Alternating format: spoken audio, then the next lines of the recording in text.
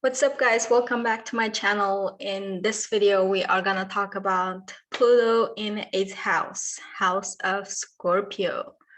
So today I didn't prepare any slides. I'm just gonna go with the flow and I'm just gonna speak from my experience because I am typical, like I have a lot of Scorpio in my chart. My sun sign is in Scorpio.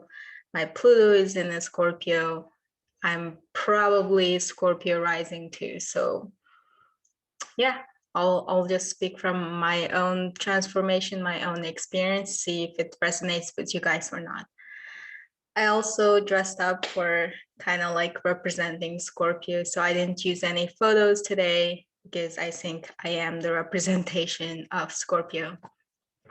And also want to say hi to my Scorpio friends.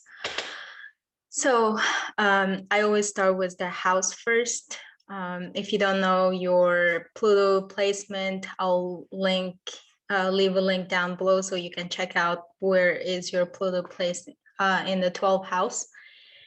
And today we're specifically gonna talk about 8th house, which is house of Scorpio and ruled by Pluto. So Pluto being in 8th house is like, it's in its own house. So you guys gonna feel that power, feel that energy strongly. And I never knew what it was because I didn't know anything about astrology in my first half of life. So after I learned everything about those traits, this transformation characteristic of Scorpio and everything I've been through made tons of sense. Because if you can't make sense of your experience, you'll go crazy. Because a house is house of transformation. You constantly confronting your own limitation, and then you're transforming those limitations. You're becoming a new person. So you might like always go through this identity crisis and become a new person, and then you expand yourself again, and you become another person. And it's like, I don't know who I am anymore.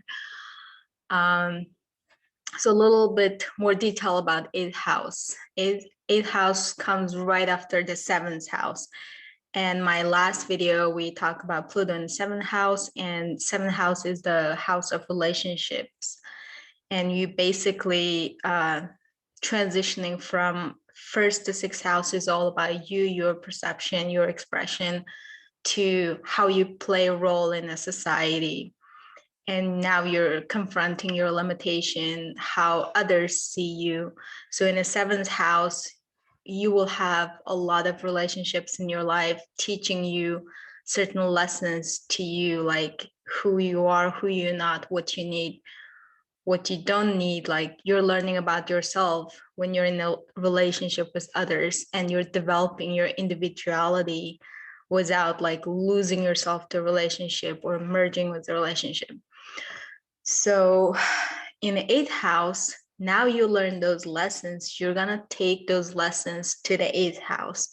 Basically now you already know what you need, what your desires are. So you're not trying to figuring it out, you already know. Now you have desires to fulfill those needs, fulfill those desires. And you already know who you are. And in the 8th house, you are gonna confront your perception of who you are, and you're gonna expand your limitations. And you have a desire to merge with the power symbols, which like in the traditional astrology, they connect 8th house with like sex, death, rebirth, other people's resources. And it's just like a bunch of keywords or random words. And then you don't know what that means. Like, I don't know why all those stuff like randomly placed there. As Scorpios, we always want to dig deep and connect why it is the way it is. So the reason it connects with this sex, death, rebirth, and all that, because they all correlates with power. Because 8th house is about empowerment.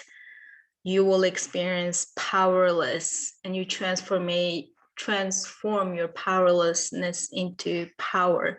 So you always like, you have this innate desire to seek for power. And where you can find power is in social status, power is in the money, power is in the sex, power in the death, because we have fear of death, and because of that fear we take certain actions, because we all dying someday, so we're trying to like make most out of our life. So all the random things that associate with the 8th house, it all has something to do with the power. So you guys are gonna seek for those power sources and you try to merge with them. But remember, like, you might think that that power lies outside of you and you seek for it. But then later you realize, like, when you're transformed, actually you are giving power to it. It's like, let's use money as example. Like, we give meaning to the money, or we give power to the money. If we collectively think that money worth nothing, it's just a piece of paper, you can just burn it, and it loses power. So you got to understand, like, money is not the source of power. We are the source of power, and we giving our power to it, like including relationship, including sex, including death. Like, everything you associate with power, you are giving power to it. You are the source of power. And like, at some point you will realize this. The book I read, the Pluto, the Evolution Journey of the Soul, it talks about, like, we all at certain different evolutionary stages of our life. Some of us just upgraded from animal kingdom to human kingdom. So they are at the very primitive way of evolution. And some of us, like, we moved from the primitive stage to herd stage, which is like, you just accept others' values and belief system because you're still trying to develop your own. And the next stage is the individualized state, where it's like you lived in this herd state, you just follow everyone, what they're doing, and believe what they're believing. Now you have, like, why do I do that? Like, why not I have my own belief system, my own dreams, things I want to do? So now you start individuating yourself. And then from there, you're going to go to the next stage, which is the spiritual stage, where you are aware of the bigger power, or our source of the, like, in a galaxy. You're not just limited to this human experience or this earth experience. You're seeing something bigger than yourself. That's the final stage of evolution of human. So if you have a Pluto in 8th house, and you might be at a different stage of evolution, so it might play out a different way. So this power is really transforms you. This is the power pushes you from this one, maybe you're in a herd state. This Pluto Scorpio power pushes you to individualized state. From there, it's gonna pushes you to the spiritualized state. So you always have this urge of grow and evolving. I think the 8th house really represents the entire human evolution. It's like we are like the mini version of universe evolution. Other houses may represent, like 7th house is more focused on the relationship. 10th house may be more focused on your public image, but 8th house really is the mini representation of entire human evolution. We have a need for growth and evolvement. In order to grow, we need to confront our limitation. What's limiting us? What's holding us back? So this house also resonates or correlates with the intimate relationship, commitment. So in the seventh house of relationship, you're just putting in a different relationship and you're learning about yourself. But in the eighth house, you already know yourself. Now you want to meet certain needs, certain desires. You want to grow and evolve. So it's more about choosing the right mate to help you to grow and evolve. So if you pick a spouse or a mate that holds you back from growing, you more likely, because we all have this dark side of Scorpio, like you either gonna leave your partner to pursue the growth, but if you like because of the conditioning or societal structure, like, oh, I don't want to get divorced, or I don't want to break up, like, because we have this innate also like this ego desire of like security and boundaries. So if you have security needs met with this partner, but your growth needs are not met, then you struggle and you're stuck in that relationship. Like, if I leave, I lose security. If I don't, then I can't grow. And then you're torn apart between those options. So there are three things will happen. Like we have three choices, obviously. And the first one is you will leave your partner and you pursue the growth. So that puts you in like you're jumping from one relationship to the other. And every time you see opportunity for growth and evolving, you're just gonna jump from one to other. And this doesn't really like help because like Scorpio also like have a deep desire of merging with someone soul level, like to penetrate each other and then merge with each other. So when you're like switching partner too often, you might lack those like really intimate and a deep relationship. So you always have a need for like commitment and be real with someone, go really deep. And so the next option is you're gonna have to so every time you're tempted, you're in a relationship, you're facing stagnation, and there's all kind of temptation outside of you, and like you have strong desires like, oh, I want to merge with that power source, or I want to merge with that person, but you already was partners, so you like you suppress this desire and you don't do anything. And then this also like you will basically sink with the ship. This is really like killing the evolution force of you want to grow and evolve.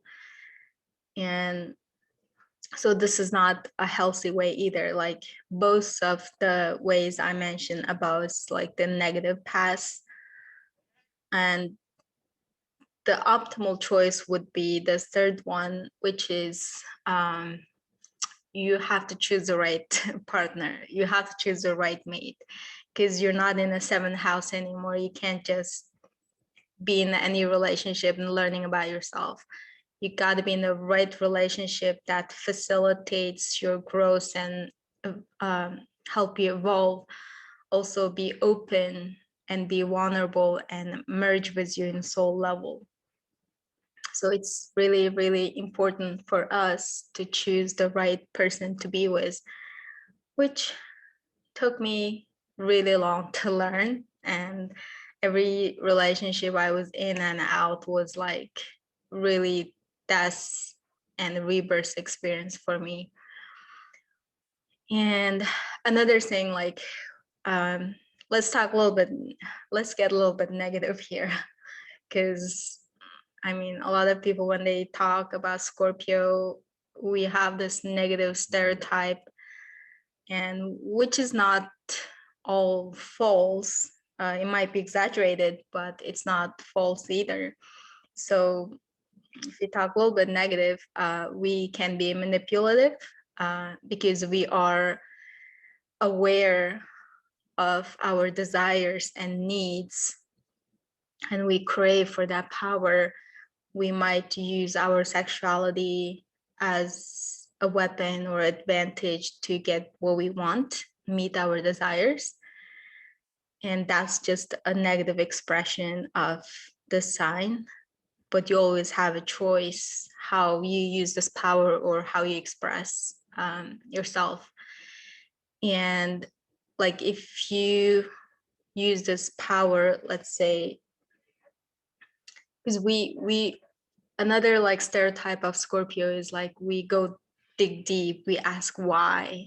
So when I mentioned the third house communication, Gemini also asks like why. But we are the ones truth seekers. We want to know why we behave the way we behave, why the universe works the way it works. Like we want to know everything, like the reason behind.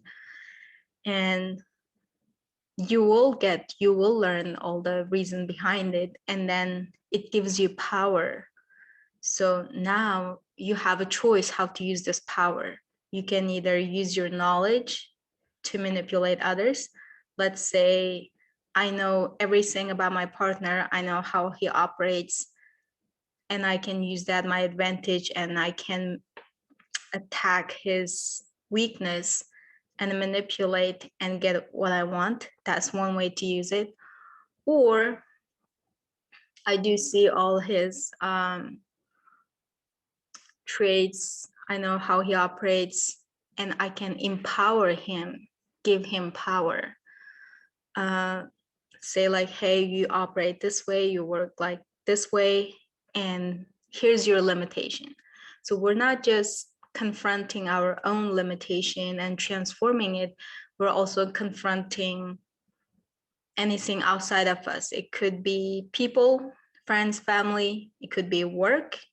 We can see the weakness or anything that limiting them, and we can give advice like, hey, this is what's limiting, and you can transform this like this, or you can get rid of this limitation so you can expand more. Like, so you can be very you can become a leader, you can influence others, and you give others power, and you support them and help them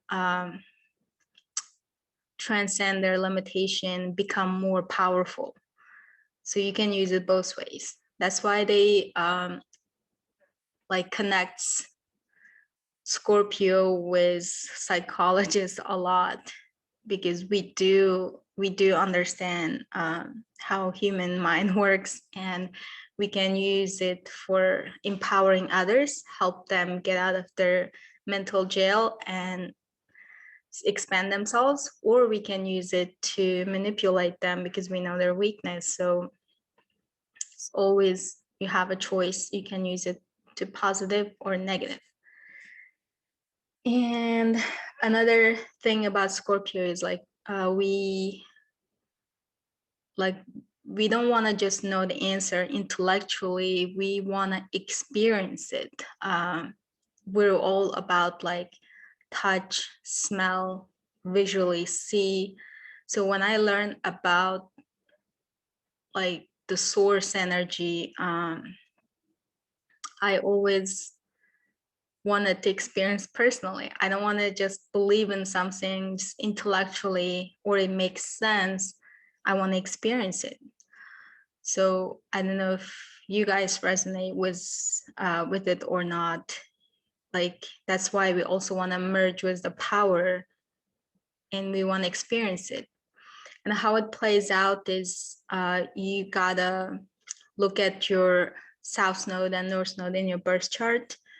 If you don't know your birth chart placement, like I said, I'll leave the link below, and or you can reach out to me. I can give you guys a specific reading, because let's say if your south node in a second house, house of possession, house of resources, and your power comes from, or like you're really attracted to having power from social status and money or your physical possessions.